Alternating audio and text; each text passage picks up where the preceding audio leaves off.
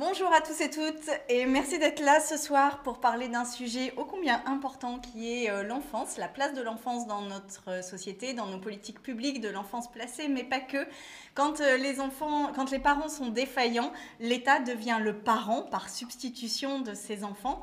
Et alors qu'on a l'habitude de dire que ce sont nos enfants, on parle de nos enfants, et bien finalement on a peut-être plus d'enfants qu'on ne le pense puisque tous ces enfants placés sont aussi un peu nos enfants sous notre responsabilité collective. Et aujourd'hui, force est de constater que la France n'est pas du tout au rendez-vous de la politique de l'enfance et c'est ce dont on va discuter avec mes deux invités dont je suis, mais alors, super fan, je vous le dis d'entrée. Alors, je commence par toi, Lies Loufoque, un militant infatigable de la question de la protection de l'enfance, ancien enfant placé, auteur d'un livre qui s'appelle Dans l'enfer des foyers et qui a été transformé en film, que je vous conseille vraiment de regarder. L'affiche est juste derrière, L'enfant de personne, avec Andrea Bescon et Isabelle Carré. Et à ma droite... Lucas Pelletier-Séné. Lucas Pelletier-Séné, je suis ancien enfant placé et puis maintenant bénévole associatif dans une association d'anciens enfants placés. Donc je suis assez mobilisé là-dessus, sur ces questions-là. Voilà, et il fait même la présentation à ma place, c'est trop bien.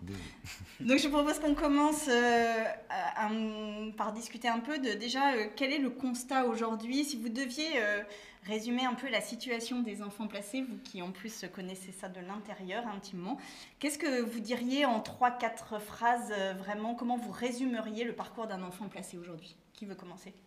Allez, vas-y, Lucas. Le parcours d'un enfant placé, je pense qu'il est extrêmement mal géré et j'avancerais même en fait qu'on peut être en début peut-être de crise humanitaire. En tout cas, on est en début de crise sociale pour les enfants placés et je pense qu'on va pouvoir parler à un moment de crise humanitaire parce que c'est dans une... on est en début d'une crise humanitaire? Oui, parce que la question des enfants placés, elle est à l'imbrication, elle est au croisement de plusieurs crises, crise du logement, crise de la pauvreté, montée des inégalités, etc.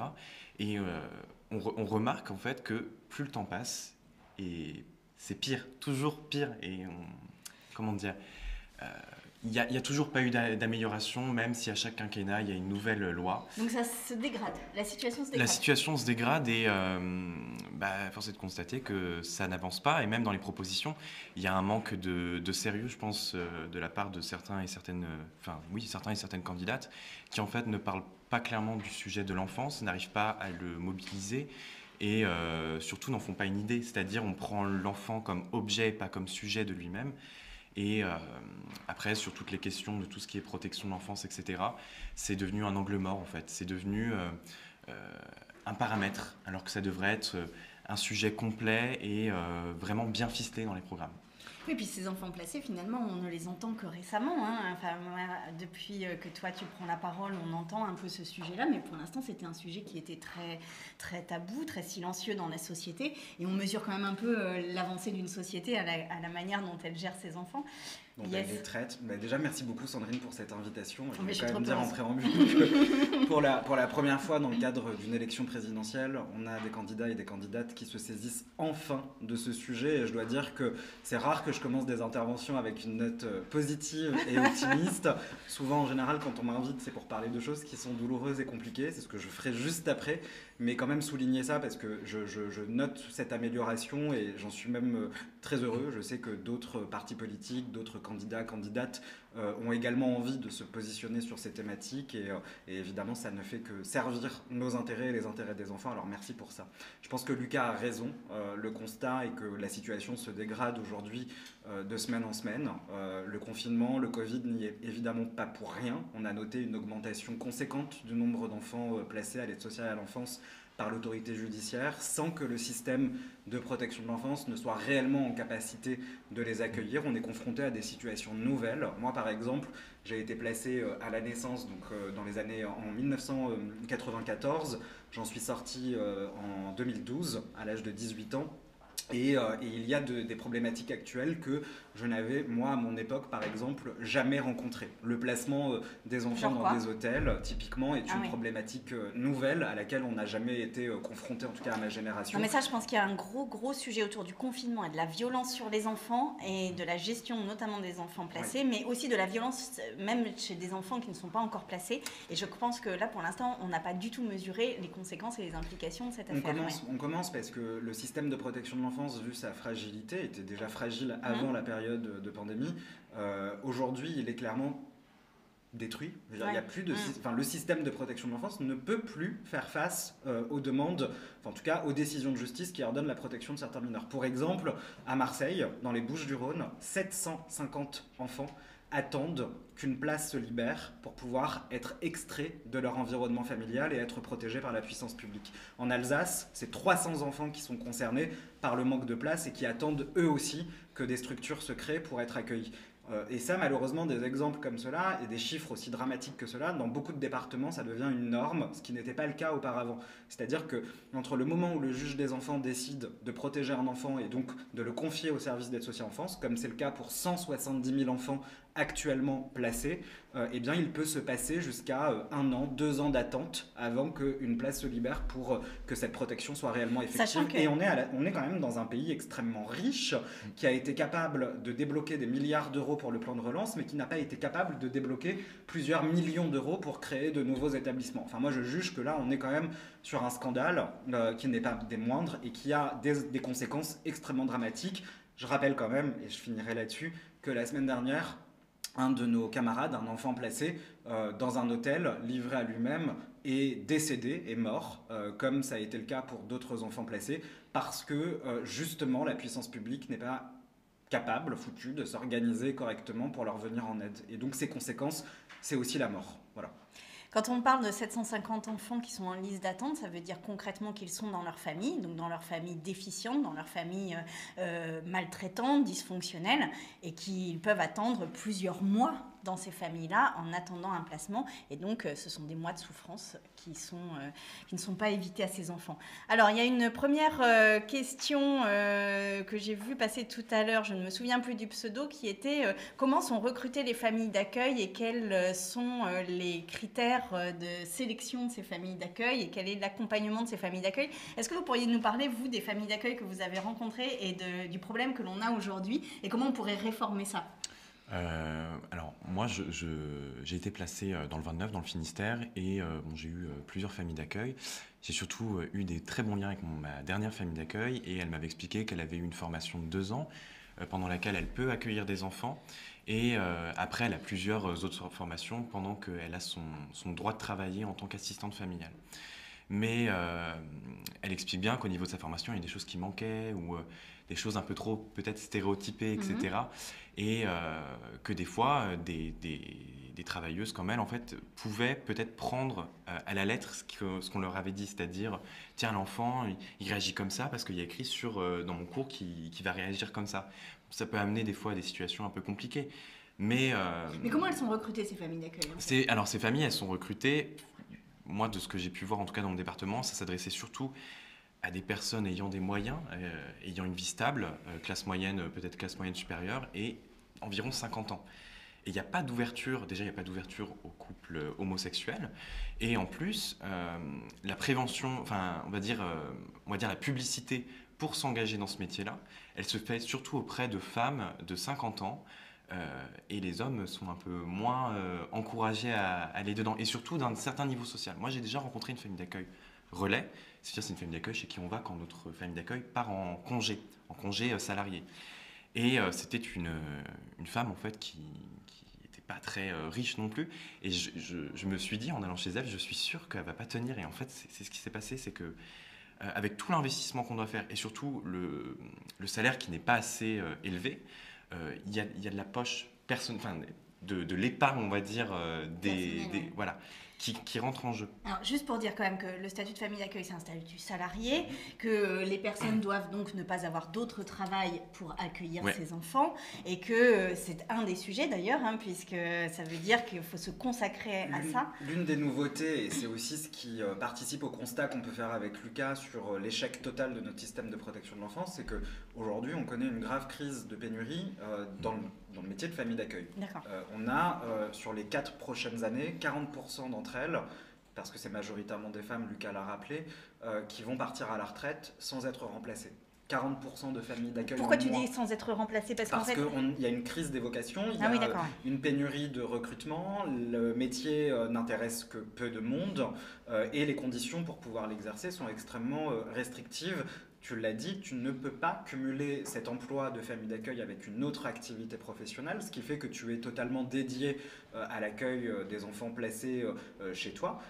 Mais tu vois, typiquement une femme ou en tout cas un parent qui aurait une activité professionnelle au quotidien en 35 heures, ça ne l'empêche pas d'apporter une éducation à son enfant. Donc pourquoi pour les familles d'accueil, on serait sur des critères aussi restrictifs? Nous, c'est vrai que l'une des propositions qu'on formule, c'est de pouvoir permettre à des personnes en situation d'emploi, en mi-temps ou en temps partiel, de pouvoir prétendre à l'obtention d'un agrément. Donc ça, c'est une demande qui est formulée auprès des services d'aide sociale à l'enfance pour accueillir des enfants placés chez elles et donc ramener du sang neuf dans ces professions. Famille d'accueil, selon les normes internationales et les lignes directrices, on va dire, qui concerne les enfants placés dans le monde produites par l'ONU, c'est le placement, en tout cas les modalités de placement les plus protectrices des intérêts, des besoins et des droits d'un enfant. Voilà. Et donc c'est hyper important aujourd'hui qu'on ait une réflexion urgente d'ailleurs sur la manière dont on peut s'organiser pour renforcer ce métier-là, parce que perdre 40% de nos familles d'accueil, c'est perdre aussi 40% de nos capacités d'accueil, alors que l'on sait que c'est l'un des problèmes les plus criants aujourd'hui en protection de l'enfance. Sur la formation de ces professionnels du social, puisqu'elles sont officiellement considérées comme travailleuses sociales, là c'est pareil, on a un vrai problème, on a un problème on a de vraies carences. Logiquement, elles devraient, et c'est là où le système a été mal pensé, avoir un diplôme d'état d'assistant familial. C'est-à-dire que le législateur a décidé là, pour l'instant, ça existe, ça Alors, existe justement, pas. Ça existe. Ouais. Le législateur a décidé de créer un diplôme d'état d'assistant familial qui vise à leur apporter une formation la plus complète, notamment sur le développement de l'enfant, les droits de l'enfant, etc. Enfin, toutes les spécificités liées aux enfants placés, et donc d'être suffisamment armés pour pouvoir accueillir des enfants sous protection chez elles. Ce diplôme d'état d'assistant familial n'est pas obligatoire pour obtenir un agrément. La seule chose qui est obligatoire pour les familles d'accueil, c'est une formation de 300 heures, ce qui est extrêmement peu, qui est d'ailleurs de plus en plus et dans de nombreux départements n'est parfois pas mise en œuvre. C'est-à-dire que même le minimum n'est toujours pas encore mis en œuvre, notamment en matière de formation. Oui, puis il y a une chose dont vous n'avez pas parlé, mais dont on avait parlé lorsqu'on avait échangé là-dessus à d'autres occasions, c'est qu'en plus, ces familles d'accueil, elles sont laissées très seules. C'est-à-dire qu'elles sont laissées seules, isolées, et il n'y a pas de lieu, par exemple, il n'y a pas de maison de l'enfance, comme on pourrait imaginer dans les départements, dans les grandes villes, un peu partout, où ces familles d'accueil viennent trouver des professionnels pour les accompagner quand elles craquent ou quand c'est trop dur, eh bien qu'elles puissent parler des difficultés, qu'elles puissent aussi avoir des temps de collectif pour échanger ensemble sur la manière, sur la politique de l'enfance, etc. Et tout ça, en fait, n'existe pas. C'est-à-dire qu'on les laisse toutes seules face à ces enfants placés. Elles sont déconsidérées. C'est-à-dire que ça reste des femmes qui sont issues de classes extrêmement populaires. Quand on a connu la vague de désindustrialisation, particulièrement dans le nord de la France, on a noté une augmentation du nombre de postulantes au métier de famille d'accueil, et c'est des femmes qui essentiellement avaient très peu d'argent. Elles font partie des couches sociales les plus défavorisées. Donc, c'est pas anodin d'ailleurs que ce soit des femmes issues de classes les plus défavorisées qui s'occupent d'enfants également eux aussi issus des classes des plus défavorisées. Il y a un peu une solidarité de classe finalement en matière de protection de l'enfance qui est intéressante à analyser. Mais en effet, elles sont peu considérées. Quand elles participent aux réunions d'équipe à l'aide sociale à l'enfance, la majorité des familles d'accueil nous disent subir un mépris de la part de leurs collègues éducateurs, assistantes sociales, on leur dit chefs vous de êtes service. juste famille d'accueil, vous n'êtes Voilà, pas, c'est ça. pas directrice. En fait, elles ont encore le poids de l'histoire qui pèse sur leurs épaules. On considère oui, c'est un que truc traditionnellement féminin. Et puis c'est une tradition française, c'est-à-dire que les mères nourricières, c'est typiquement français. Quand les femmes qui habitaient dans la Creuse, dans le Morvan ou autres se rendaient à Paris pour donner le sein aux enfants de même riches ou de les bourges, Bretonnes. Voilà. Donc c'est un peu le métier de famille d'accueil, il est hérité, c'est l'héritage de ce qu'on appelait à l'époque les nourrices. Et donc de fait, le poids de l'histoire aujourd'hui perdure et donc leur place est extrêmement difficile. Je vous propose de faire des réponses un tout petit peu plus courtes parce que...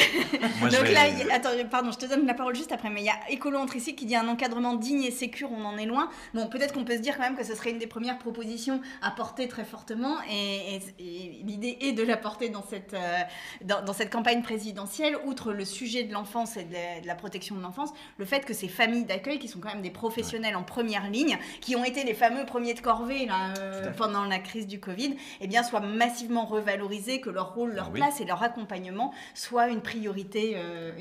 Moi, je vais rebondir là-dessus parce qu'en fait, il y a aussi un risque de libéralisation. Déjà, on voit qu'au niveau de la décentralisation, plus on décentralise et plus on redélègue au département, Alors, etc. quand tu parles de décentralisation, juste pour que les gens qui nous écoutent le sachent, aujourd'hui, la protection de l'enfance, c'est une responsabilité des départements. Ça veut donc dire que selon que vous êtes dans le Tarn, en Corrèze ou dans le Nord, vous n'avez pas les mêmes droits en tant qu'enfant. Ouais. Et donc, je crois que c'est toi, Liès, tout à l'heure, qui disait, c'est pas parce que nous sommes mineurs que nous avons des droits mineurs. Et la recentralisation, c'est un des enjeux très importants sur la politique de l'enfance. Et donc moi, j'allais venir en fait un peu sur cette atomisation de la protection de l'enfance. Déjà, il n'y a pas de statut, on va dire, national, mais en plus, dans les services départementaux, il y a un peu un management comme dans une entreprise. C'est-à-dire que moi, ma famille d'accueil, plusieurs fois, a pu me faire état de, par exemple, de sa relégation constante en tant que seulement assistante familiale. Là, on parlait des réunions d'équipe, où on dit, mais vous êtes juste assistante familiale, vous n'avez rien à dire. Mais il y a aussi... le problème, par exemple, d'avoir un pouvoir politique ou de pouvoir faire parvenir sa parole quand on émet une difficulté, quand ces assistantes familiales émettent des difficultés, ou elles ne sont pas écoutées, ou alors elles peuvent être, on va dire, dégradées. Déjà, il y a il y a une aide qui peut être proposée, c'est d'aller voir le ou la psychologue de service. Le souci, c'est que le ou la psychologue de service peut faire remonter si, par exemple, l'assistante familiale est en difficulté, ou alors dit par exemple qu'elle apprécie beaucoup un enfant. Ça, il faut aussi rappeler, le droit à l'amour n'est pas complètement légal. Et puis surtout, au-delà de ça, moi je pense que ce qu'il faut surtout, et le terrain du combat, ou en tout cas là où le combat doit se situer, c'est aussi sur leurs conditions salariales. Le métier de famille d'accueil, c'est un métier qui fait partie des statuts les plus dérogatoires au Code du travail. C'est la seule profession où ce sont des professionnels qui travaillent 24 heures sur 24, 7 jours sur 7, sans aucune pause, sans aucune interruption, sans aucun jour de congé. C'est ça la réalité. Oui, puis avec des enfants qui ont des difficultés, donc forcément dans des tensions. Évidemment, et quand je dis que c'est un des statuts les plus dérogatoires au Code du travail, c'est que ça a aussi des incidences sur elle, c'est-à-dire que si à un moment donné elle pointe soit des défaillances du système, soit des difficultés avec l'institution, au bout de 2 mois, si le département refuse de leur confier un enfant à domicile, elles sont licenciées. Voilà. Et ça, c'est quand même extrêmement peu sécurisant parce que ça ne les incite pas non plus à faire part des difficultés qu'elles rencontrent au quotidien. Donc il va falloir resécuriser le statut de famille d'accueil et ramener évidemment du sang. Et puis augmenter le nombre de familles d'accueil. Alors il y a une chose que tu as un petit peu abordé tout à l'heure, mais sur laquelle je voudrais revenir, c'est que en fait dans les parcours, quand vous racontez vos parcours, bon là vous êtes un peu timide encore pour raconter vos expériences personnelles dans cette émission-là. Mais il y a quand même un truc qui est flagrant, qui est que vous êtes face à des décisions discrétionnaires de plein d'échelons. C'est-à-dire qu'en fait, c'est ce que tu disais tout à l'heure, c'est si la psychologue en parle, c'est bien, mais peut-être elle peut aussi ne pas en parler, etc. Et en fait, il n'y a pas de procédure. Et alors ça, c'est vrai au niveau micro, c'est-à-dire que chaque enfant est face comme ça à une multitude de petites décisions de personnes sur son parcours. Mais c'est vrai aussi sur les départements, c'est-à-dire que la décentralisation fait qu'on n'a pas les mêmes droits, on n'a pas les mêmes parcours selon le département dans lequel on vit. Donc en fait, il y a plein de petites décisions qui s'imposent à la vie de l'enfant et qui n'est n'est pas dans le respect d'un droit universel des enfants placés.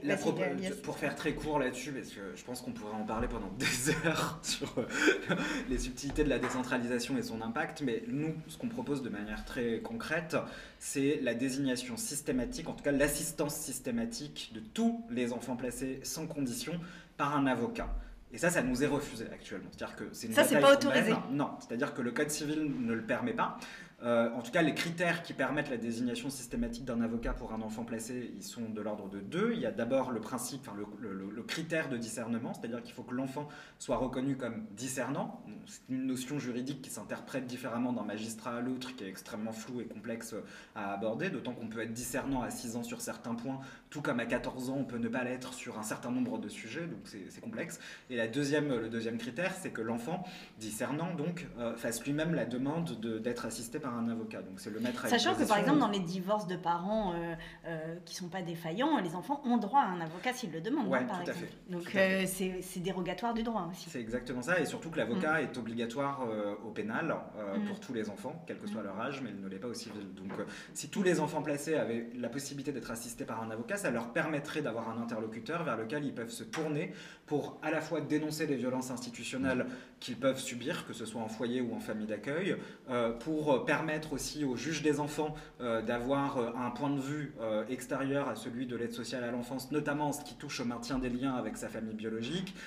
Donc ce serait pour nous clairement l'une des réformes les plus basculantes en protection de l'enfance, et ce serait, et j'achève là-dessus, resituer l'enfant vraiment comme sujet de droit et non plus simplement comme objet de procédure. Voilà. Et ça, ce serait une petite révolution de considérer les enfants comme des objets de droit. Et ce serait une révolution pour les enfants placés, mais pas que les enfants, comme sujet de droit, pardon, mais pas que pour les enfants placés, pour tous les enfants. Ça reconnaîtrait les enfants comme des êtres humains à part entière, avec des droits et donc une égalité de traitement. Et ça, ce serait une véritable révolution. Et en France, on a du mal à le faire. On l'a vu d'ailleurs sur les violences. On a un ministre qui quand même nous a dit, notamment en commission des affaires sociales au Sénat, quand il était question de rendre obligatoire l'assistance de tous les enfants par un avocat, que les avocats ne servaient qu'à conflictualiser la relation entre les parents et les enfants. Donc visiblement, il y a un gros amateurisme de la part des membres du gouvernement sur ce qu'est un avocat en France. Et c'est vrai que là-dessus, on attend vivement le renouvellement pour pouvoir accélérer sur ce processus. Okay. Alors, merci à Krone d'avoir lancé ce raid parce que visiblement, ça a suscité l'intérêt. Donc, merci à vous. Il y a plusieurs questions là sur le chat sur l'adoption. Ces enfants sont-ils adoptables, non adoptables? Est-ce que tu pourrais... Alors moi, je peux expliquer très clairement, peut-être avec ma situation. Moi, à 14 ans, j'ai été placé, parce que j'ai été mis à la rue, et ma mère est partie. Ce qui s'est passé, c'est qu'elle est restée ma tutrice légale pendant 4 ans, alors qu'elle était partie du département. Et j'étais un peu dans un imbroglio, on va dire, juridique, où en fait, quand vous êtes placé, vous avez vraiment un statut, votre parent reste votre tuteur ou votre tutrice légale. Et vous vivez chez quelqu'un tous les jours qui n'a pas de droit sur vous. Et en plus, moi, dans mon cas, ma mère n'était vraiment pas là. Et je ne sais même pas où elle est. Et pour le Donc coup, en fait, tu n'étais pas adoptable parce que tu étais encore sous la responsabilité de ta mère. En fait. Et il faut savoir aussi que le statut des enfants placés, il est un peu complexe parce que tout dépend en fait de ce lien du sang qui est à la limite sacré. Et par exemple, vous voulez rentrer dans une voiture parce que vous avez raté votre bus, il vous faut un papier signé qui remonte jusqu'au juge et qui redescend jusqu'à votre famille d'accueil. Parce que sinon, un papier signé de ta mère. Et même une coupe de cheveux. Oui. Par exemple, il y a une règle à l'aide sociale à l'enfance, c'est juridique, c'est ce qu'on appelle les actes usuels et les actes non usuels.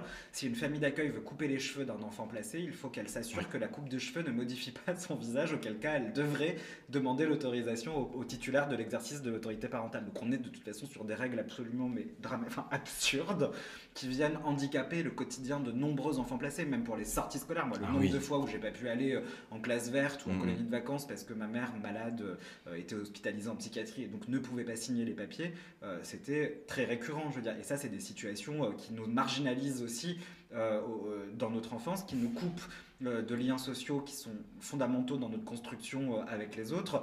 Et voilà, donc il y a vraiment toute une réflexion à mener sur l'exercice de l'autorité parentale et sur la facilitation du retrait de cet exercice de l'autorité parentale. Ouais, c'est pour ça que ils sont là et elles sont bien plus nombreuses en France, mais leurs parcours sont des parcours vraiment enfin, je sais pas comment le dire, mais de warrior ou de survivante, je sais pas, parce que en fait, c'est quand même dans des embroglios en permanence administratifs.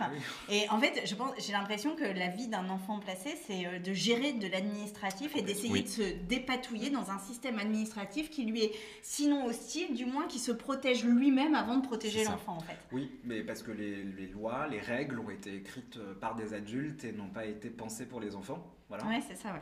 C'est aussi simple que ça. Alors, en fait, je rebondis, c'est qu'en fait, on a oublié de faire participer les enfants à l'élaboration de ces règles-là. Et je pense que aussi la participation des enfants doit être vraiment mise au cœur des programmes, parce qu'il y a une loi, je crois, qui date de 2003, qui en fait obligeait les structures accueillant des enfants, même les lycées, etc., à organiser des conseils de vie sociale. Donc c'est pas seulement pour peindre, pour choisir la peinture des toilettes, en fait, c'est clairement pour organiser, proposer des choses, que les enfants se réunissent. Et ça, c'est la démocratie participative. Mais ça, c'est quelque chose de très important que de faire de la politique avec les personnes qui sont en premier lieu concernées par cette politique. Et c'est ce qu'il faut faire, mais le problème, c'est que je crois qu'il y a seulement 3% des structures qui ont ces CVS-là, ces conseils de vie sociale. Donc, c'est absolument pas respecté. Et je pense, après ça, c'est à titre personnel, je pense même que les candidats et les candidates devraient intégrer, ça je suis très sérieux là-dessus, des jeunes majeurs, des précaires et des enfants pour pouvoir établir D'ailleurs, petit rappel à l'ensemble des candidats et des candidates à l'élection présidentielle, quand vous serez élu, si vous êtes élu, vous ne serez pas seulement le président ou la présidente des adultes, vous serez aussi celle des non, enfants. Mais très fort. C'est aussi important de l'avoir en tête. Très, très fort. Il y a une chose dont on n'a pas parlé, c'est les foyers. Peut-être qu'on peut faire un petit... Parce que j'ai vu, il y avait des questions sur la décentralisation. Donc, on va y revenir sur cette question de décentralisation, parce que je crois que c'est Annie Pradou qui avait dit... Annie PRDX, je dis Pradou, mais en fait, ça se trouve, c'est pas du tout Annie Pradou. qui disait qu'elle se posait la question sur la décentralisation ou la recentralisation. Donc ça, je vous propose qu'on y passe un petit moment après. Mais là, déjà, parce qu'on a parlé des familles d'accueil, on a parlé de leur statut, on n'a pas parlé des foyers, et c'est un autre sujet. Les foyers, il faut le savoir, sont les seuls lieux en France où aucun député ne peut rentrer. C'est-à-dire c'est interdit, puisque ce sont des structures pour la plupart qui sont privées. Et donc, on laisse des enfants dans des foyers dans lequel il n'y a aucune espèce de droit de regard démocratique sur la manière dont ça se passe, les conditions d'accueil. Est-ce que vous pouvez nous en dire un mot? Oui, alors il faut savoir que la moitié des enfants placés sont placés en famille d'accueil et l'autre moitié en foyer. Donc on est vraiment sur une part quasi équitable du nombre d'enfants placés en institution ou en famille d'accueil. L'une des plus grandes problématiques qu'on rencontre dans les établissements collectifs de la protection de l'enfance, c'est l'absence de normes et l'absence de cadres. Par exemple, quand vous mettez vos enfants en centre de loisirs, en colonie de vacances ou autre, la loi est très claire, elle dit qu'il faut un professionnel diplômé du BAFA ou autre pour 5, 6, 7 enfants. Ces normes-là, elles n'existent pas dans les établissements de la protection de l'enfance, ce qui fait qu'aujourd'hui, les structures, les associations, majoritairement, 90% c'est du privé, non lucratif, qui gèrent les structures de protection de l'enfance, se permettent d'embaucher des professionnels, non pas proportionnellement par rapport aux besoins, mais avec un budget extrêmement limité, ce qui fait qu'on peut se retrouver dans des structures qui accueillent 40 enfants avec seulement 2 professionnels en présence. Voilà. Donc nous, ce qu'on demande, c'est qu'il y ait des normes, surtout que les différents diplômes du travail social soient obligatoires pour exercer auprès de mineurs sous protection. On est quand même, enfin là pour le coup c'est le b.a.-ba, je veux dire on exige un BAFA pour travailler avec des enfants dans les centres d'animation, pourquoi on n'exige pas un minimum de diplôme pour travailler auprès d'enfants placés à l'aide sociale à l'enfance? Donc ça, et le troisième problème, au-delà des normes d'encadrement et de l'absence obligatoire de diplôme, c'est surtout l'absence de contrôle. Moi, je me souviens d'une étude de la Cour des comptes qui a été publiée en 2009, donc qui date maintenant et qui mériterait d'être actualisée, mais qui nous indiquait déjà que ne serait-ce que sur le volet budgétaire, c'est-à-dire sur le contrôle des finances, souvent majoritairement du coup des associations en matière de protection de l'enfance, il n'était effectué en moyenne qu'une fois tous les 26 ans. Voilà, une fois tous les 26 ans. L'Inspection générale des affaires sociales, qui est une administration rattachée à l'État et qui a vocation également à contrôler les politiques publiques de protection de l'enfance, n'a mené que 35 missions d'inspection en 30 ans. Voilà, donc on est très loin. Redis ces chiffres, redis-les parce que je voudrais vraiment qu'on prenne conscience du sujet.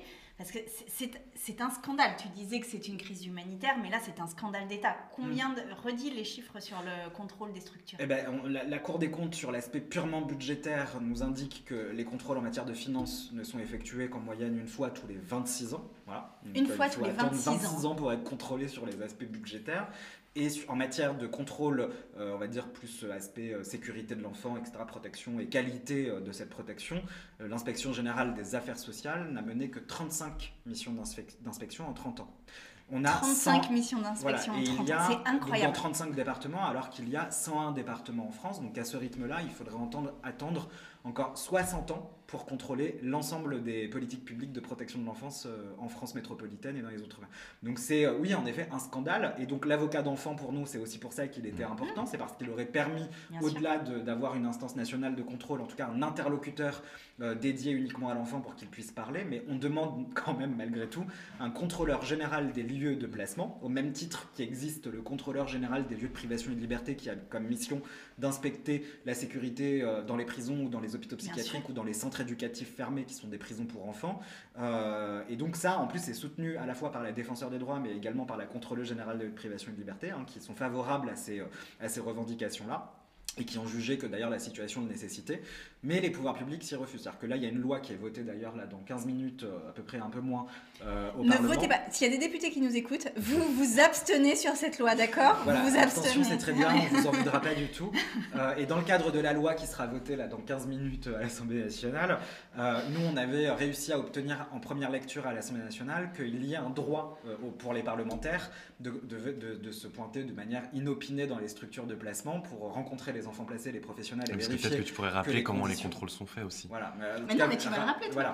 Et donc, donc l'Assemblée nationale l'avait voté, le gouvernement était plutôt favorable à ça. C'est pas la première fois qu'on me le dit. Alors, Lucas, il faut que tu te fasses embaucher sur France Culture, ta voix. C'est pas la première fois qu'on me le dit, Jean-Sébastien. Bah vas-y, on va lui donner la parole. Vas-y, termine, pardon. Et donc voilà, donc sur ce qui a été voté en première lecture à l'Assemblée nationale, le Sénat est revenu dessus et le gouvernement a refusé de réintroduire ce droit fait aux parlementaires de se pointer de manière inopinée et de placement. Donc le gouvernement ne souhaite pas que les parlementaires aient accès aux structures de protection de l'enfance. Je rappelle qu'une députée elle-même, d'ailleurs ancienne enfant placée de La République En Marche, donc Perrine Goulet, dans le cadre d'une mission d'information sur l'aide sociale à l'enfance, qui était une grande mission puisque ça a permis de mettre en lumière un certain nombre de dysfonctionnements que nous-mêmes n'avons pas forcément repérés, s'était vu refuser l'accès au foyer de son département dans lequel elle a été élue quand même. Voilà, on en est là. Justement, alors, puisque ta voix nous manque.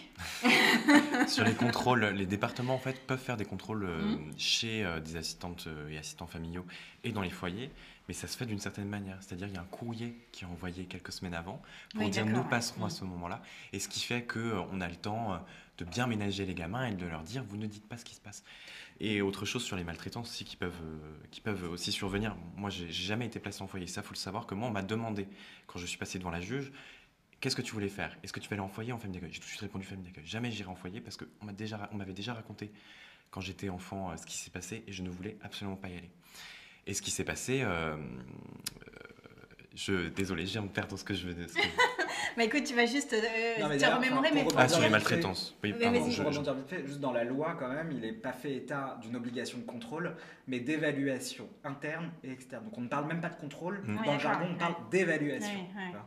Et puis il faut savoir quand même que les enfants placés, comme toute personne vulnérable, et les enfants placés sont des personnes vulnérables, sont plus victimes que la moyenne de violences sexuelles. Et les enfants placés handicapés particulièrement. Et les enfants placés handicapés particulièrement, et dans les foyers, comme dans les familles d'accueil d'ailleurs, mais c'est un sujet, et c'est un sujet qui aujourd'hui n'est pas du tout dans le débat public, et c'est là où d'ailleurs la recentralisation aurait du sens, parce qu'on sait que par exemple un enfant placé sur 4 aujourd'hui est handicapé, pour plein de raisons, souvent c'est lié à ses conditions de vie dans l'environnement familial dans lequel il était, préalable au placement, et ces enfants porteurs de handicap dans le système de protection de l'enfance sont ceux qui font partie des plus vulnérables des vulnérables, qui souvent sont confrontés aux violences institutionnelles, aux violences entre pairs, PAI, et aux violences commises par des professionnels à leur encontre.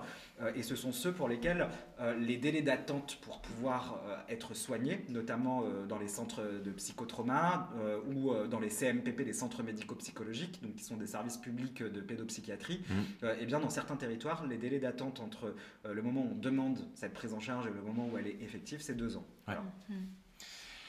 2 ans. 2 ans de rupture tous les de chiffres, soins. non, mais tous les chiffres de la protection de l'enfance sont horribles. Oui. Moi, tu peux répéter ce que tu avais dit avant, parce que j'ai encore perdu ce que je voulais dire et j'allais très bien rebondir en plus, mais j'ai complètement... C'était sur les violences sexuelles, le fait Oui, je voulais parler du fait que les enfants, en fait, il y a un déficit, je pense, de croyance au niveau des enfants. C'est-à-dire que les enfants placés, déjà, il y a un a priori par rapport à eux. Moi, je me souviens quand je disais au lycée que j'étais enfant placé, c'était où j'étais un sale gamin, enfin, un mauvais garçon, un bad boy. Ou alors, j'étais vraiment une victime. Moi, une fois à l'école, on m'avait dit que mes parents étaient morts. J'ai dit, bah oui, écoutez, mes parents sont morts, alors qu'en fait, je voulais juste pas raconter. Et il y a un peu je ne veux pas dire le mot stigmate, mais je le dis quand même. On ne veut pas croire les enfants, par exemple, quand ils font état de maltraitance. C'est oui, il faut leur emmerder la famille d'accueil, où il y a un souci de légitimité, ou alors vraiment c'est des menteurs, des fouteurs de merde. Et moi, quand j'étais en famille d'accueil, quand on recevait quelqu'un en relais, donc un enfant dont la famille d'accueil partait en congé ou ne pouvait pas le garder un week-end parce qu'il y avait des problèmes, voilà. Quand j'entendais dire sur tel ou tel enfant, tel ou tel gamin, telle ou telle gamine, elle cause des problèmes, je savais directement ce qui s'était passé. C'est qu'il y avait une violence sexuelle, une violence physique, elle en avait parlé et on avait dit que c'était une menteuse. Moi, je le dis à 31% des jeunes filles placées à l'aide sociale à l'enfance ont été victimes de violences sexuelles et 13% des garçons l'ont également été. Moi j'ai été victime quand j'étais enfant et je me souviens du traitement. C'est que moi, on m'a fait passer au tribunal, etc. On m'a pas expliqué ce qui était normal, ce qui n'était pas normal.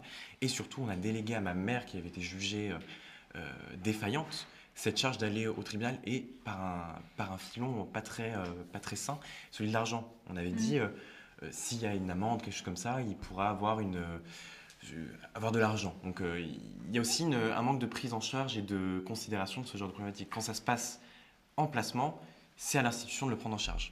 JL Ib nous dit « Bonjour, je suis magistrat financier et la question des contrôles est un peu plus compliquée. Évidemment. » Alors, est-ce que vous pourriez... du coup, j'ai pas eu le temps de lire la fin de la question. Il parlait des cours régionales des comptes, je crois. Ouais. Il faudrait remonter le fil pour être sûr. Bon. Alors sinon, il y avait une question sur est-ce qu'on est complètement sûr que les parents sont défaillants. Ah voilà, on retrouve sa question. Donc en gros, une chambre régionale ne contrôle qu'1% des organismes qu'elle peut contrôler. Après, comme pour le scandale qui explose ce jour dans les EHPAD, le manque de contrôle des institutions de tutelle est gravissime. Oui, ça c'est sûr. C'est-à-dire, c'est pas juste l'enfance placée, mais là, mais d'ailleurs comme dans les EHPAD, il y a des vies qui sont en jeu et des vies particulièrement vulnérables. Et puis c'est pas parce qu'on s'occupe des pauvres ou des publics, on va dire, marginalisés dans la société qu'on ne doit pas s'assurer de la qualité de l'aide qu'ils reçoivent. Là, je rappelle quand même, parce que ça, on peut pas dissocier ces questions de l'argent. Vous tous payez avec vos impôts, et ça représente 9 milliards d'euros le système de protection de l'enfance. C'est-à-dire que et on veut vous faire aujourd'hui, plus payer. Le budget national de l'aide sociale à l'enfance, avec de grosses disparités territoriales, des départements très riches qui mettent 0 € sur la table et des départements très pauvres qui, eux, au contraire, essayent d'investir. Avec une tendance complètement absurde. Eh bien, 9 milliards d'euros, sans compter la masse salariale d'ailleurs que représentent les fonctionnaires territoriaux, donc c'est beaucoup plus, c'est un beau budget. On n'a pas en France, logiquement, on ne devrait pas, en tout cas, avoir à rougir du budget que l'on élabore en tout cas qu'on a en matière de protection de l'enfance. Le problème, c'est justement cette opacité sur l'utilisation de ces fonds et l'absence de cohérence dans les dépenses. Voilà. Donc ça, c'est absurde. On a des prix de journée, parce qu'on parle, c'est le jargon, ça. Les prix de journée, c'est ce qu'on coûte tous les jours à la puissance publique, en l'occurrence au département. On a des prix de journée qui sont disparates. Non, je vous demande juste de vous arrêter sur cette phrase. La prix de journée, c'est le coût que l'on représente pour la collectivité. Mais non, c'est ce qu'on doit. C'est ce que la collectivité. Oui, d'accord, mais c'est ce que la collectivité doit aux enfants placés. Enfin, là-dessus. Voilà. Mais quand on parle de nous comme des prix de journée aujourd'hui. Mais je sais bien, c'est pour ça que je corrige. Après, moi, vas-y, mais après, moi, je rebondis. J'allais juste en disant qu'il y a de grosses inégalités dans les prix de journée. Voilà, on a par exemple, pour des structures équivalentes, je sais pas, un exemple qui n'est pas forcément vrai, mais pour imaginer mon propos, à Paris, le prix de journée dans un foyer, donc le coût de l'accueil d'un enfant placé par jour dans un foyer, ça va être 130 €. Vous allez aller dans un autre département, je sais pas, disons la Creuse, ça va être 190 € par exemple. Voilà, alors ça m'envoie sur l'autre sujet que je voulais aborder, qui était la question de la recentralisation, décentralisation, parce que dit comme ça, c'est un peu techno, mais en fait, il y a un enjeu très important, donc tu viens de le dire, c'est-à-dire que par exemple, un enfant placé dans un endroit permet à un foyer d'avoir 130 € par jour, dans un autre foyer 190 € par jour. Donc en fait, ça veut dire que les conditions d'accueil ne sont pas les mêmes. Et en plus, donc ça c'est le premier sujet, c'est-à-dire il n'y a pas une équivalence de droit quel que soit l'endroit où vous êtes. Et le deuxième sujet, c'est que du coup, ce sont des administrations différentes et que si vous devez changer de département, et bien là, la machine administrative se remet en place et ça broie comme un casse-noix les enfants. Ça. Donc, est-ce que vous pourriez nous en parler un peu de ça ? Oui, moi, je peux en parler. C'est qu'en fait, il y a une sorte d'arbitraire. En fait, on donne... On légitime le hasard, on légitime la chance, alors qu'on a quand même écrit partout sur les frontons qu'il y a l'égalité dans notre devise. Et les enfants ne peuvent pas, ne naissent pas libres et égaux en droit en France, puisqu'il y a beaucoup trop d'inégalités entre les départements. Il y a les outre-mer, il y a les territoires ultramarins. On n'a pas parlé des territoires ultramarins, ça, c'est notre angle mort d'ailleurs, on n'en parle pas assez. Il y a les territoires ultramarins, il y a aussi... Parce que la situation est pire là-bas. Il y a les départements qui sont riches, il y a les départements pauvres, il y a ceux qui font des coupes budgétaires, il y en a qui n'en font pas. Le souci, c'est qu'en plus, s'ils ne font pas assez de coupes budgétaires, ils peuvent avoir des amendes, je crois. Alors, juste, les départements les plus riches ne sont pas forcément les meilleurs en protection de l'enfance. J'allais venir. Si vous connaissez les Hauts-de-Seine, alors eux, ils sont les champions, tout ce qui est... Donc, c'est Neuilly, c'est toutes les... C'est l'un des départements, voire le département le plus riche de France, qui chaque année produit des excédents budgétaires de plusieurs centaines de millions d'euros. Là, c'était 550 millions d'euros l'année dernière d'excédents, donc c'est de l'argent non utilisé. Et là, qu'est-ce qui se passe ? Je crois que c'est le département qui place le plus ses enfants en hôtel. Donc des enfants. En hôtel. Alors ça, on n'en a pas parlé de l'hôtel. Bon, on avance un peu sur la recentralisation, puis après on parle des hôtels parce que c'est un gros sujet et des jeunes majeurs. Donc renationaliser le système, nous dit Henri Martin 53. Alors je profite de cette question d'Henri Martin 53 pour te relancer là-dessus. Mais moi je suis tout à fait d'accord pour renationaliser. En fait, on ne peut pas laisser des vies, des dignités comme ça dans les mains des exécutifs locaux qui en fait sont très mouvants selon la tendance, etc. Et puis en plus, on parle d'enjeux de constitution. Moi je dis que c'est la constitution aussi parce que la constitution garantit l'égalité de tous. Et après, il y a aussi le fait de changer de département. Vous voyez, si vous changez de département pour faire vos études, etc., en fait, on vous coupe votre aide. Pardon, j'ai bafouillé. Moi, ce que je veux dire, par exemple, c'est que moi, on a pu me refuser une aide provisoire pour jeunes majeurs, ce qui est normalement donné aux anciens de l'ASE dès qu'ils ont 18 ans. Et ce qui se passe, c'est que moi, j'ai voulu faire des études et changer de département. Et on m'a dit, non, ça ne sert à rien. On ne te sponsorisera pas. Alors... Lies Loufoque, juste avant cette émission, m'a dit une chose, il m'a dit « Je ne voterai jamais pour un ou une candidate qui ne met pas le mot recentralisation dans son programme. » Et c'est la même pour moi. Parce que, un message. Parce que pour moi, la recentralisation, c'est un terme qui fait peur. Il ne faut pas se voiler la face, ça inquiète tout le monde. On s'attend à une grande réforme qui va prendre des années à se mettre en place. C'est pas tout à fait faux, ça va nécessiter beaucoup de travail, mais ce qui doit justifier, en tout cas cet engagement, c'est des raisons, en tout cas avant tout, des raisons profondément politiques. Moi je considère, et ça doit être quasiment la seule considération qui doit être prise en compte, que l'enfance et la protection de l'enfance doit être une compétence régalienne, point, au même titre que la justice, que la sécurité, que la santé, que l'éducation. Je te propose qu'on s'y engage ici pour la campagne des écologistes. J'ai hâte de le voir justement dans le programme du candidat. Ce sera écrit noir sur blanc. Donc pour moi, ça c'est la seule considération qui doit réellement être prise en compte. C'est l'enfance est politique et donc le pilotage de toutes les politiques publiques liées à l'enfance, elles doivent s'analyser aussi politiquement. Et là, ce qu'on note de plus en plus, c'est que et ça a été le choix du législateur dans les années 80, l'État a dit dans les années 80, moi j'en ai ras-le-bol de m'occuper des gamins, ça me coûte de l'argent, ça me mobilise beaucoup de fonctionnaires, etc. La masse salariale explose, donc reprenez à votre charge ce sous-sujet, parce qu'on a toujours considéré finalement que c'était un sous-sujet, que c'était quelque chose qui sur le plan électoral ne rapporte rien, et ça reste une vérité. Je veux dire, aux dernières élections départementales, les gens quand ils sont allés voter, ils savaient à peine que le deuxième plus gros budget d'un département c'était l'aide sociale à l'enfance, et que donc leur voix, leur vote allait être décisif pour des milliers d'enfants dans leur territoire, et donc ça c'est vraiment l'essence de ce qui avait été décidé dans les années 80.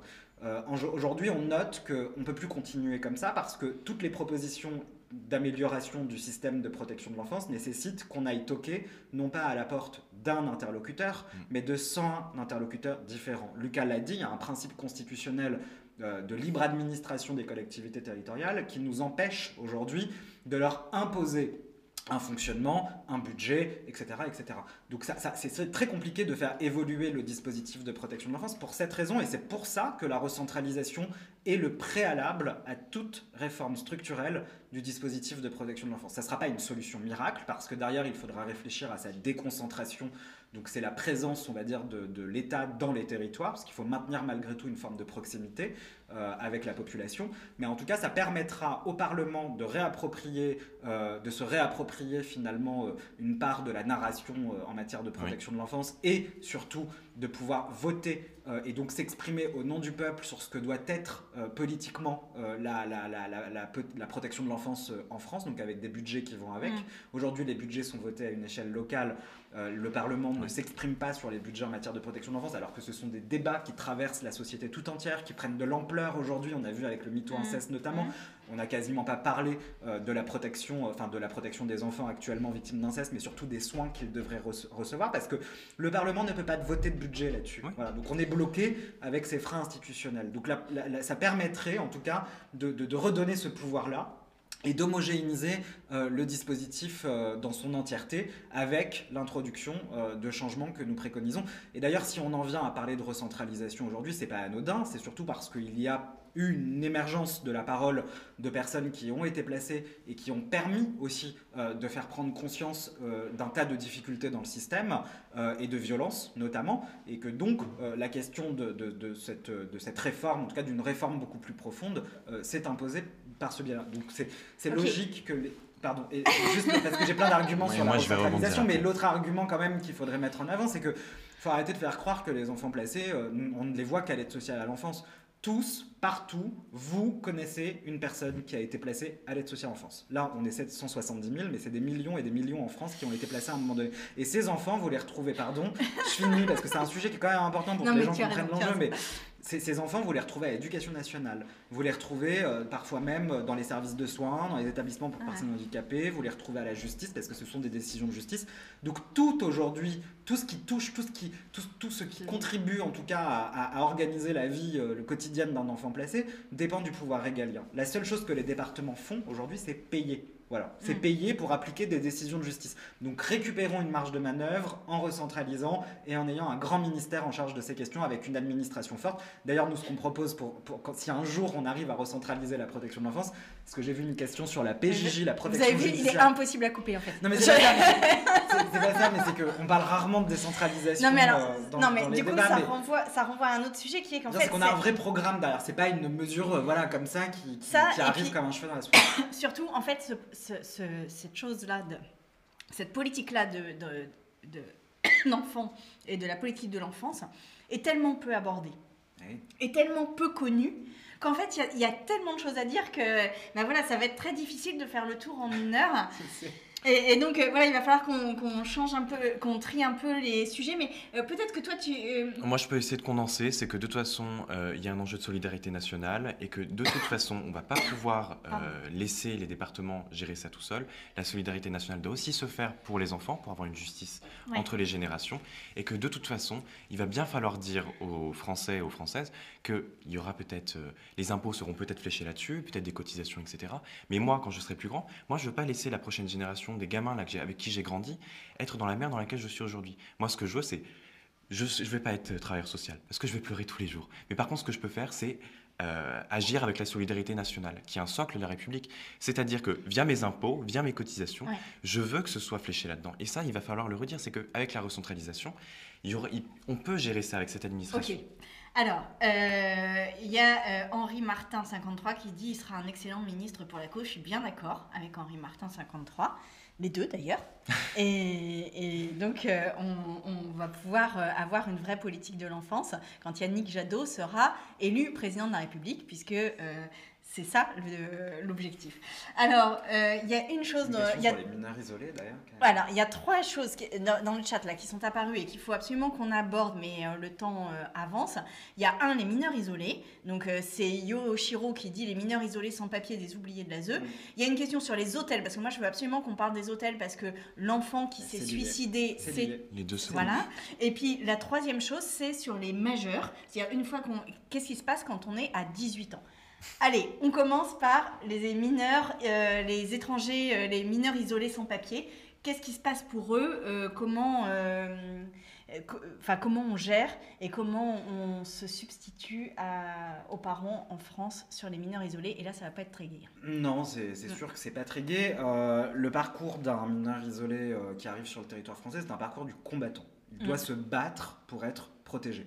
La première des difficultés à laquelle il va être confronté, ça va être de prouver sa minorité. Aujourd'hui, on demande à ces gamins de prouver qu'ils sont bien mineurs. Alors pour ça, il y a plusieurs possibilités. Il y a l'examen des documents d'identité, qui est un examen assez classique, qui souvent d'ailleurs et de moins en moins suffit, ce qui fait que ça devra être couplé avec des tests osseux. Donc c'est des radios. Oui, les fameux tests osseux. Voilà, qui n'ont aucune valeur scientifique. Et avec des billets très racistes. Avec, en fait, c'est-à-dire, il y a un panel... un modèle sûr, en fait qui vient je crois d'Europe du Nord, et ce qui fait que des fois c'est appliqué à des gamins d'Afrique subsaharienne. La taille des mains n'est pas la même, et je crois même que pour les personnes originaires d'Europe de l'Ouest comme nous, il peut avoir des différences. Je crois que c'est 18 mois la moyenne de différence. Vous imaginez ? Non, mais là, en plus, il y a vraiment des présupposés. Là-dessus, on ne va pas s'étendre, mais oui, il y a des présupposés racistes. C'est un combattant pour prouver sa minorité, et parfois même, cet enfant devra être soumis à un interrogatoire, parce que moi, je ne qualifie pas ça d'entretien, je qualifie ça d'interrogatoire, face à des travailleurs sociaux qui, justement, vont se baser sur des éléments tout à fait subjectifs pour évaluer si le jeune est un mineur ou pas. Et pour ça, il va évaluer la maturité, il va évaluer la tenue vestimentaire, il va évaluer la capacité Sachant que moi, par exemple, évaluer la maturité de mineurs qui ont traversé toute l'Afrique pour arriver ici, évidemment, ça n'est pas la même maturité. Deux anecdotes là-dessus, parce que on ne l'a pas dit, mais je suis éducateur, de métier, je suis éducateur spécialisé, et donc j'ai accompagné pendant quelques années des mineurs dits non accompagnés, et donc plusieurs fois, pour prouver leur minorité, je me rendais avec eux au rendez-vous. Il y a une fois un évaluateur qui a regardé un jeune que j'accompagnais en lui disant je vois que tu as des baskets neuves, donc si tu as des baskets neuves, c'est que finalement tu n'es pas si isolé que ça sur le territoire, et donc il y a forcément des adultes auprès de toi pour s'occuper de toi. Et la deuxième fois, c'était le coup d'un passeport où pour justement éviter les tests osseux et cette humiliation des entretiens, on avait fait refaire un passeport à une ambassade africaine avec un gamin, sauf que pour aller récupérer le passeport, il fallait qu'il soit accompagné par un adulte, donc j'y suis allé avec lui, j'ai signé au lieu de responsable légal travailleur social, je me suis repointé à la PAOMI, donc à l'époque c'était la plateforme d'accueil et d'évaluation des mineurs non accompagnés, enfin des mineurs isolés étrangers, ça s'appelait ça comme ça à l'époque, et là le travailleur social qui était face à nous dit si le jeune a réussi à avoir son passeport à l'ambassade, c'est bien qu'il y ait un adulte qui l'a accompagné, donc on peut pas le prendre en charge à l'ASE parce qu'il fait pas preuve de son isolement, parce qu'il faut aussi, en plus de prouver sa minorité, prouver qu'on est isolé, donc c'est tout un parcours du combattant, et donc souvent ils sont déboutés, ces gamins, pour la plupart. L'aide sociale à l'enfance refuse. Ils sont débutés, ça veut dire qu'en fait, on ne les considère pas comme mineurs, même qu'ils ont alors qu'ils sont mineurs. Et donc, ça les contraint à devoir faire un recours devant le tribunal administratif ou de saisir le juge des enfants. Et donc, pendant le temps de ce recours, ce sont des gamins qui vivent à la rue. Voilà. Que l'aide sociale à l'enfance ne prend plus en charge. L'IS regarde son téléphone parce qu'en même temps, il y a des échanges avec les parlementaires qui sont en train de débattre de la loi, donc c'est pour ça qu'il jette. Et moi, je peux rebondir aussi un peu peut-être sur la politique migratoire, c'est que de toute façon, si vous voulez casser les frontières, on va dire renforcer les frontières, etc., il y aura une route qui se fera à un moment ou à un autre. Mais surtout, n'oubliez pas qu'il y a aussi des enfants qui passent. Et des enfants qui, pendant qu'ils font leurs tests osseux, etc., où il y a l'examen de leur minorité, vivent à la rue. Moi, j'ai entendu dans mon asso, etc., un mec qui est resté 7 mois dans la rue, sous un pont à côté du tribunal où il faisait son recours. Moi, je ne devrais pas le dire parce que je franchis la loi, mais j'ai accueilli chez moi des mineurs qui étaient à la rue, un mineur en l'occurrence pendant plusieurs mois qui était à la rue, et parce qu'on ne le reconnaissait pas comme mineur. Mais bien sûr, on ne va pas les laisser. C'est d'une violence, en fait. Darmanin, si tu nous écoutes, démissionne. Alors, si on manque de temps, moi ce que je voulais quand même dire pour aller très vite sur la question des mineurs non accompagnés, c'est que c'est un scandale absolu que de faire une différence de traitement en fonction de la nationalité d'un enfant. Évidemment, la Convention internationale des droits de l'enfant dit de manière très claire, et les jurisprudences aussi, qu'un enfant est un enfant, point. C'est le seul statut, évidemment, qui doit compter. La nationalité ne peut absolument pas rentrer en compte dans l'évaluation de la situation d'un enfant. Mais bien sûr. Surtout, dans le débat public, et là c'est plus une interpellation à l'égard des journalistes, j'en ai ras-le-bol d'entendre le terme « enfance sans papier ». J'entends ça à longueur de journée. C'est faux, c'est une inexactitude la plus totale. Un enfant par définition, ne peut jamais être considéré comme sans papier, puisqu'un enfant n'a pas besoin d'avoir de papier pour être protégé, quel que soit l'endroit où il se trouve. Voilà, donc ça déjà c'était le petit point de... Peut-être aussi on remercie Jean Mesquier qui est dans le chat. Merci Jean de nous écouter. Ça me fait super plaisir que tu sois parmi nous et parmi les auditeurs de ce Twitch. Et l'essentiel, sur les enfants, sur les mineurs non accompagnés, c'est là où je voulais en venir surtout parce que c'était le lien fait avec les hôtels. Il faut savoir que 90% des enfants actuellement placés, abandonnés même dans des hôtels et qui meurent à cause de cela, sont des mineurs dits non accompagnés. Moi, j'aime pas les définir de cette manière parce que je considère que en les définissant différemment de nous, c'est-à-dire en tant qu'enfants placés, on les isole politiquement aussi. Donc pour moi, ce sont des enfants placés comme nous devrions tous normalement être reconnus comme tels. Et le problème, c'est que ces mineurs, eux, ont le droit à une protection au rabais, à une protection qui n'en est pas une en réalité, puisque, je le disais, ils sont majoritairement livrés à eux-mêmes. Et peut-être qu'on peut rappeler aussi ce qui se passe à Paris. Il y a 2 services en fait de protection de l'enfance. Il y en a un pour, on va dire, les natifs, ceux qui sont nés en France. Il y a 2 services de la protection de l'enfance. Et vous avez celui à Paris. Et vous Anne avez... Hidalgo. Mais oui, mais bien sûr. Un service de protection de l'enfance spécifique pour les enfants de nationalité étrangère. Oui, c'est raciste, oui, on peut le dire. Oui, et je pense d'ailleurs qu'il va falloir clarifier ces positions-là. Enfin, ce système-là, c'est clairement pas normal d'avoir... Voilà, le SEMNA, et en plus ça divise en fait, c'est-à-dire on ne peut pas avoir 2 droits différents. C'est le principe des droits humains et de la Convention. Et l'autre difficulté à laquelle ils sont confrontés, comme tous les enfants placés, c'est leur mise à la rue à 18 ans. Parce que ça, malheureusement, c'est un des problèmes aussi majeurs. Pardon, juste sur les chambres d'hôtel, est-ce qu'on sait la proportion de mineurs qui sont aujourd'hui en chambre d'hôtel? Est-ce qu'on a un chiffre là-dessus? Oui, on a un chiffre, mais d'ailleurs, on a un chiffre qui est assez questionnant, puisque c'est un chiffre qui vient d'une enquête de l'Inspection Générale des Affaires Sociales, une des rares enquêtes de l'Inspection Générale des Affaires Sociales, et qui nous estime, c'est une estimation, l'IGAS n'a pas été foutu de chiffrer correctement, parce qu'ils n'avaient pas, les départements n'ont pas fait remonter les données suffisantes pour pouvoir le faire. Parce que les départements, eux, s'abstiennent de transparence, enfin se refusent en tout cas à une forme de transparence sur ces sujets-là.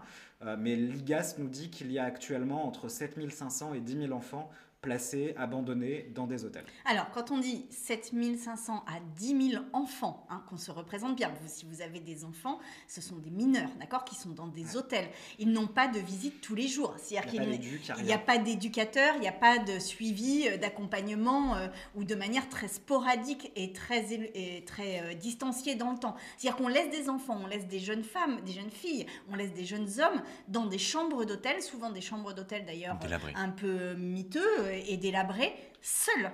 Et donc, c'est à eux d'aller au lycée. On finance des marchands de sommeil, disons-le. On finance des marchands de sommeil, on les laisse aller seuls au collège ou au lycée, revenir, faire les devoirs. Il n'y a aucune espèce d'accompagnement. Et ça, pour moi, c'est vraiment le symbole de l'abandon complet. C'est-à-dire qu'on se donne bonne conscience en payant une chambre d'hôtel, mais en fait, on ne gère absolument pas ces enfants et on n'est pas du tout à la hauteur de nos responsabilités. Enfin, on ne les protège pas, et d'ailleurs, on l'a dit tout à l'heure, ça a conduit à des situations dramatiques. On a des gamins qui souffrent d'addiction à certaines drogues, et on peut largement le comprendre au vu des traumatismes qu'ils ont parfois traversés, et donc qui crèvent aujourd'hui dans ces lieux d'overdose parce qu'il n'y a pas d'adultes, parce qu'il n'y a pas de professionnels, et qu'ils ne sont pas non plus suivis sur le plan de la santé, tout simplement.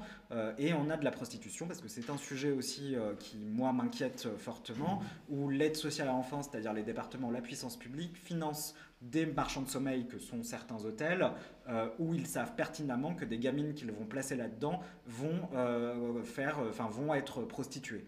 Donc c'est pour moi du proxénétisme, c'est-à-dire qu'on a beaucoup de débats en ce moment dans la société, mais regardons aussi comment la puissance publique, les pouvoirs publics, les départements sont eux aussi des proxénètes en la matière, en finançant des hôtels qui servent à la prostitution de mineurs placés sur décision de justice, je le rappelle.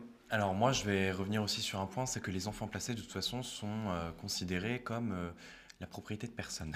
C'est-à-dire, on en parlait juste avant l'émission, c'est que de toute façon, les enfants dans la société sont considérés comme la propriété de leurs parents, la descendance directe par le sang.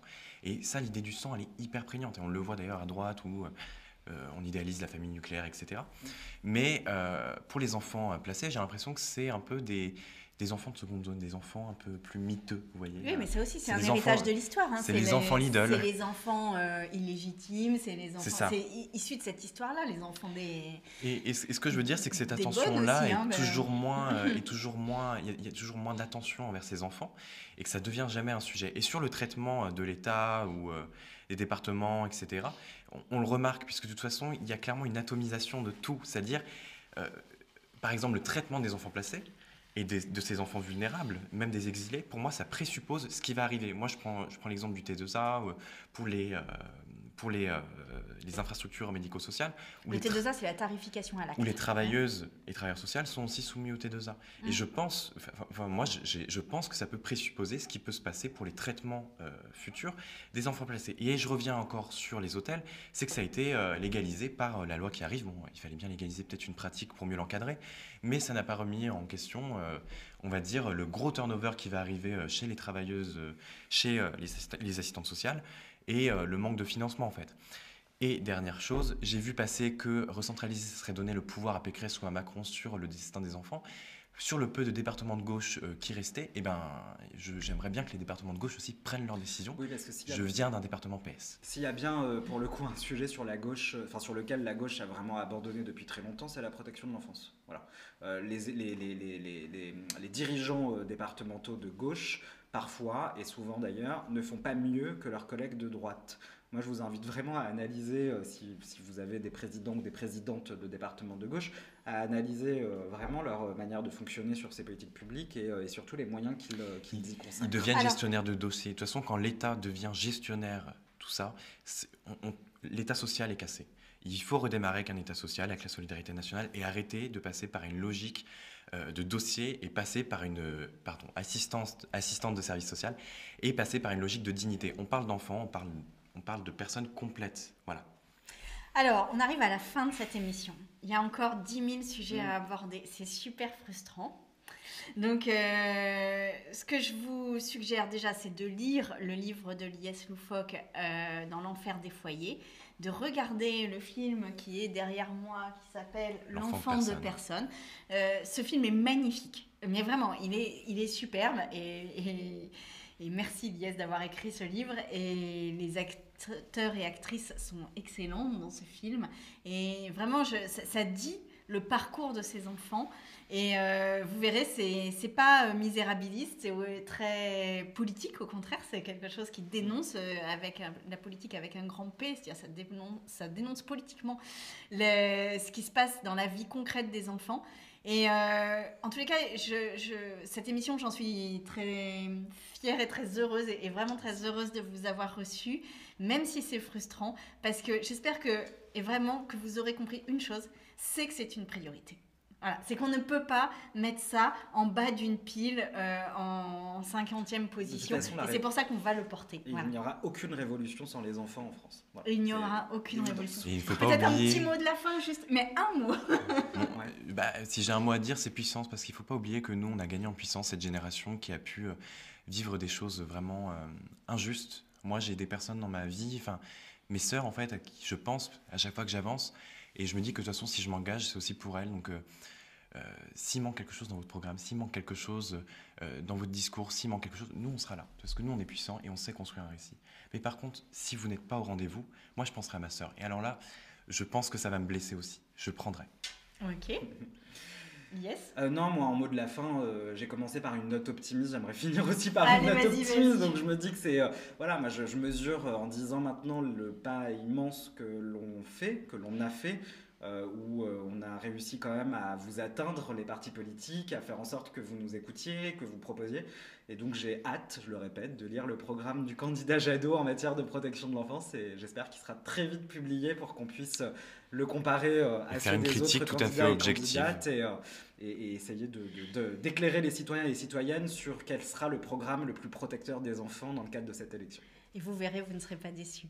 Merci beaucoup, beaucoup à toutes les personnes qui nous ont écoutés, qui ont écrit dans le chat. Oui, merci. Vraiment, je ne sais pas comment le dire, si ce n'est qu'un État qui se respecte, des citoyens et citoyennes qui se respectent, sont des citoyens et citoyennes qui respectent les enfants, tous les enfants, et en particulier les plus vulnérables, ceux qui sont placés. Merci à vous d'avoir consacré cette heure à l'écoute de ces deux paroles très fortes. Je vous donne rendez-vous personnellement dans 15 jours, puisque mardi prochain, on ne pourra pas tenir d'émission, puisqu'il y aura un meeting en même temps. Et il y a une nouvelle émission de Noël ma mère lundi prochain, L'œil du boomer, à laquelle je vous invite évidemment à vous connecter. À très vite et vers l'infini et l'au-delà.